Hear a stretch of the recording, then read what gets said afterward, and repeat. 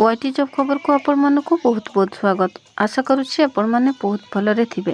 आज आपण मानक नहीं आसी गोटे बहुत सुंदर अपडेट जोटा कि +2 पर बीडी पढ़ी पारे केमी अप्लाई करेंगे केबे अप्लाई स्टार्ट होची से विषय रे। तो आशा करी वीडियोटी को शेष पर्यंत निहाती देखिए। वीडियोटी भल लगिले गोटे लाइक करदे, सांगसाथी सहित शेयर करदे। आम चैनल रे आपण मानक पई सब प्रकार जॉब रो अपडेट मिल जाउची, सेथि पई आपण माने मो सहित जोड़ी हेकि रहंतु। तेबे चलंतु देरी न करी स्टार्ट करि नेबा। एणिकी युक्त 2 परे बीडी करि परिबे छात्र छात्री। एनई 8टी शिक्षक प्रशिक्षण अनुष्ठान सह निर्दिष्ट महाविद्यालय ओएमयू स्वाक्षरित होई सारिछि। एई सूचना उच्च शिक्षा मंत्री सूरज सूर्यवंशी देछंती। तो बहुत भल गोटे न्यूज रही। आगरू बीडी करने हेले ग्रेजुएशन कंप्लीट करने को पड़ूला, किंतु एबे +2 पर भी बीडी करें।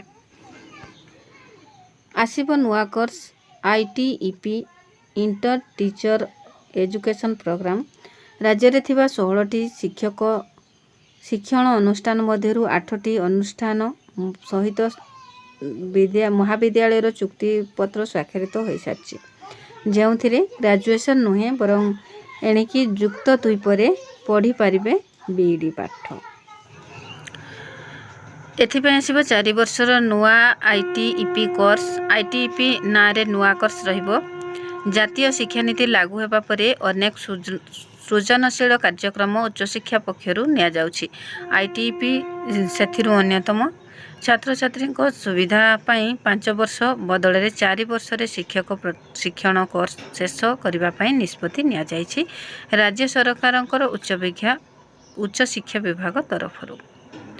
तो यहाँ गोटे बहुत भल न्यूज कहले जमा भी भूल हेनी, कहीं जो पिला मानकर वेट थिला कि 3 वर्ष कंप्लीट करेंगे ग्रेजुएशन तार पर जाइके बीडी करेंगे।